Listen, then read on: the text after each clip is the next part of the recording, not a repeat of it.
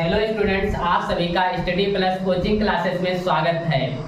हमें आशा है कि आप लोग स्वस्थ होंगे, मस्त होंगे और अपनी पढ़ाई को एक गजब लेवल पर लेकर जा रहे होंगे।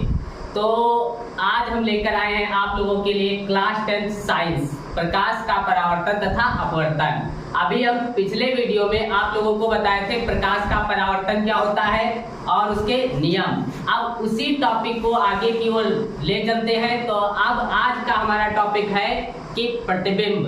प्रतिबिंब क्या होता है, तो हम आप लोगों को आज बताएंगे प्रतिबिंब क्या होता है, उसके प्रकार कितने होते हैं और जो है दर्पण, ये सब चीजें आज हम आप लोगों को बताएंगे। तो प्रतिबिंब क्या होता है, इस पे हम जो चर्चा करते हैं। प्रतिबिंब देखो क्या होता है, जैसे हम किसी दर्पण के सामने जाते हैं, शीशे के सामने, जो घर में देखने वाला शीशा होता है, उसके सामने जाते हैं तो हमारा चित्र बना हुआ दिखाई देता है, उसी को क्या कहते हैं, प्रतिबिंब। तो प्रतिबिंब क्या होता है, किसी वस्तु से चलने वाली प्रकाश किरण। कोई वस्तु रखी है, अब प्रकाश किरणें उस पर पड़ रही है, आगे एक दर्पण रखा है, तो उस पर जब पड़ रही है तो ये बताएगा किसी वस्तु से चलने वाली प्रकाश किरण दर्पण से परावर्तन के पश्चात, जो दर्पण रखा है उससे परावर्तित होती है, तो दर्पण से परावर्तन के पश्चात किसी दूसरे बिंदु पर जाकर मिलती है या मिलती हुई प्रतीत होती हैं, तो उस दूसरे बिंदु को दर्पण का प्रतिबिंब कहते हैं।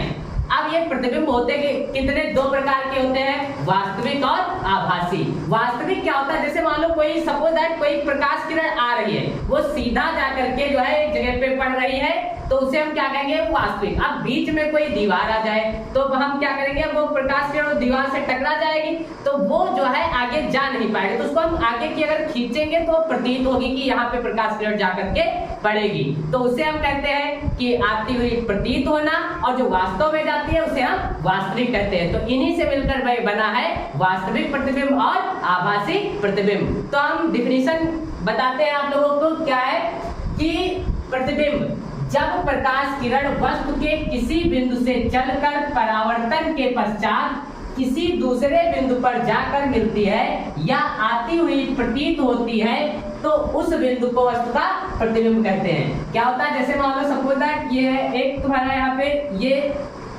अभी जो है यहाँ पे एक फिगर बना रहे हैं, ये दर्पण है और ये मुख्य अक्ष है, हमको पता है ये प्रकाश किरण जा रही है, फोकस से होकर के गुजर रही है, यहाँ पे फोकस है, और क्या है ये वक्रता केंद्र। अब जो फोकस से होकर के जा रही है वो क्या कर रही है, वो प्रकाश किरण क्या हो रही है कि मुख्य अक्ष के क्या हो जा रही है, समांतर हो जा रही है, तो ये जहां पे एक दूसरे को मिल रही है, इसी को हम क्या कहेंगे, प्रतिबिंब। तो वही बताया गया, जब प्रकाश किरण वस्तु के किसी बिंदु से चलकर दर्पण के परावर्तन के पश्चात किसी दूसरे बिंदु पर जाकर मिलती है या मिलती हुई या प्रतीत होती है, तो उसे हम वस्तु का प्रतिबिंब कहते हैं। अब प्रतिबिंब जो होते हैं दो प्रकार के होते हैं, एक होता है वास्तविक प्रतिबिंब, दूसरा होता है आभासी प्रतिबिंब। वास्तविक प्रतिबिंब क्या होता है और आभासी प्रतिबिंब। वास्तविक प्रतिबिंब में क्या होता है कि प्रकाश किरणें जो होती है वास्तव में जाकर के किसी दूसरे बिंदु पर मिलती है, उसे हम वास्तविक प्रतिबिंब कहते हैं। और आभासी में क्या होता है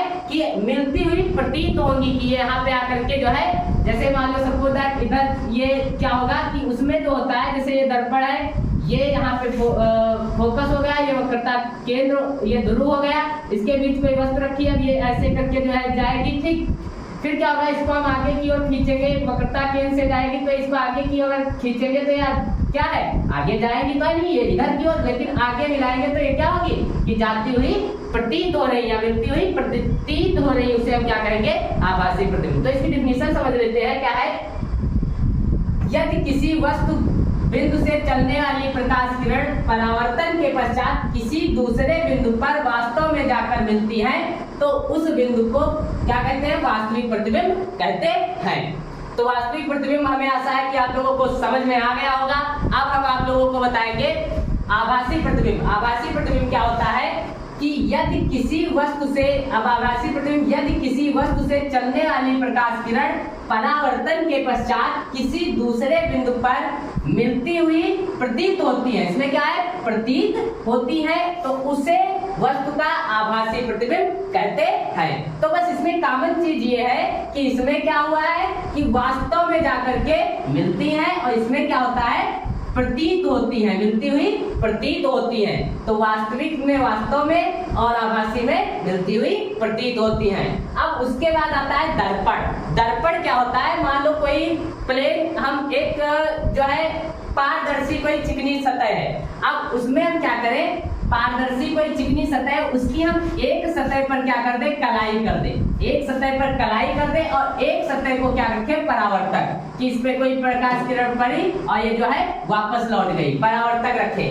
तो जो एक परत को क्या करेंगे, परावर्तक पृष्ठ, और एक को कलाई, तो इस निकाय को क्या कहते हैं, दर्पण कहते हैं। जैसे हम घर में शीशा होता है देखने वाला, उसे हम क्या कहते हैं, दर्पण। देखो उसमें एक साइड क्या लगी होती है, कलाई लगी होती है, और एक साइड क्या होता है, परावर्तक पृष्ठ, तो उसी को हम क्या कहते हैं, दर्पण। तो यहाँ से डिफिनीशन इसकी समझ लेते हैं। यदि किसी चिकने पारदर्शी तल के एक पृष्ठ पर कलाई कर दे तथा दूसरे पृष्ठ को परावर्तक रखे तो इस निकाय को दर्पण कहते हैं। तो इस निकाय को क्या कहते हैं, दर्पण, कि एक पृष्ठ पर कलाई और एक पृष्ठ को परावर्तक पृष्ठ रखा जाए, इसे हम क्या कहेंगे, दर्पण। अब जो दर्पण होते हैं ये दो प्रकार के होते हैं। एक तो तुम्हारा होता है समतल दर्पण जो प्लेन एकदम होगा, और दूसरा होता है गोलीय दर्पण। तो समतल दर्पण और गोलीय दर्पण क्या होता है, इसके विषय में अभी आप लोग इसको जो है स्क्रीनशॉट कर लीजिए, फिर हम उसके बाद आप लोगों को ये बताएं कि दर्पण कितने होते हैं, उसके जो है प्रकारों का हम जो है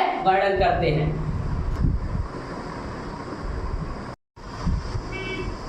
तो अब हम आप लोगों को दर्पण, अभी हमने दर्पण की परिभाषा बताई, अब दर्पण के प्रकार बताए दो।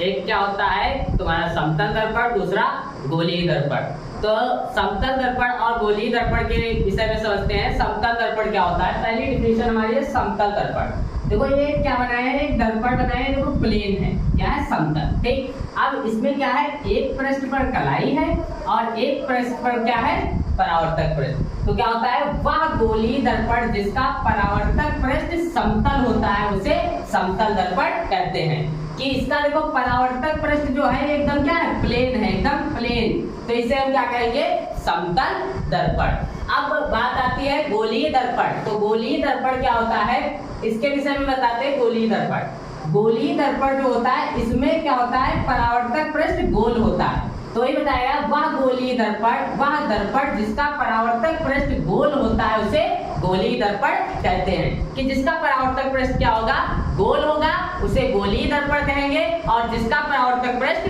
प्लेन होगा, समतल होगा, उसे क्या कहेंगे, समतल दर्पण कहेंगे। अब जो गोलीय दर्पण होते हैं ये दो प्रकार के होते हैं। एक होता है अवतल दर्पण, दूसरा होता है उत्तल दर्पण। अवतल दर्पण क्या होता है और उत्तल दर्पण, इसके विषय समझते हैं। देखो एक दर्पण बनाए, पहली है अवतल दर्पण। अवतल दर्पण क्या होता है, ये एक दर्पण है, अब ये देखो एक गोल है इसका परावर्तक पृष्ठ, तो ये क्या है, गोली। अब इसमें क्या होता है कि ये एक भाग उभरा है, एक भाग दबा हुआ है। तो जो उभरा हुआ भाग है इस पे क्या है, देखो इधर ये ऐसे क्या लगी है, एक कलाई है, क्या है, कलाई। तो क्या होता है कि, और दबे हुए पे क्या है, परावर्तक पृष्ठ। तो इसकी डिफिनेशन इसी से निकालेंगे कि वह गोलीय दर्पण जिसके उभरे हुए तल पर कलाई तथा दबे हुए तल पर परावर्तक पृष्ठ होता है उसे अवतल दर्पण कहते हैं। तो अवतल दर्पण क्या होता है, उभरे हुए तल पर कलाई और दबे हुए तल पर परावर्तक पृष्ठ, उसे क्या कहेंगे, अवतल दर्पण। तो यहाँ से समझते हैं, वह गोलीय दर्पण जिसके उभरे हुए तल पर कलाई तथा दबे हुए तल पर परावर्तक पृष्ठ होता है उसे अवतल दर्पण कहते हैं। तो ये अवतल दर्पण है, ये आप लोग इसको नोट कर लीजिए, स्क्रीनशॉट ले लीजिए, ताकि हम जो अगला दर्पण है, जो उत्तल दर्पण है, उसको हम बता सके। तो उसको जो है, तो देखो अब जो है तुम्हारा, हम उत्तल दर्पण जो है आप लोगों को बताने जा रहे हैं, उत्तल दर्पण क्या होता है। जो उत्तल दर्पण जो होता है इसमें क्या होता है, जो दबा हुआ तल होता है वो होता है तुम्हारा कलाई उस पे, और उभरे हुए तल पर क्या होता है, परावर्तक पृष्ठ। देखो ये दर्पण बनाए, ये दर्पण तुम्हारा जो है इधर की ओर बनेगा, ये ऐसे, ये क्या हो गया, ये दबा हुआ तल हो गया, इस पे क्या हो गई, कलाई, ये क्या हो गई, कलाई। और ये जो उभरा हुआ तल है ये क्या है, परावर्तक पृष्ठ, परावर्तक पृष्ठ। तो इसकी डिफिनेशन क्या होगी, इसकी डिफिनेशन लिखेंगे। तो इसमें क्या होता है, समझते हैं कि वह गोलीय दर्पण जिसके दबे हुए तल पर कलाई तथा उभरे हुए तल पर परावर्तक पृष्ठ होता है उसे उत्तल दर्पण कहते हैं। तो इसकी डिफिनेशन लिखेंगे उत्तल दर्पण की। उत्तल दर्पण क्या होता है? वह गोलीय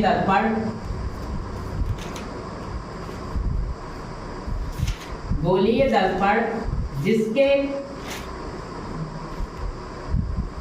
दबे हुए तल पर कलाई तथा उभरे हुए तल पर परावर्तक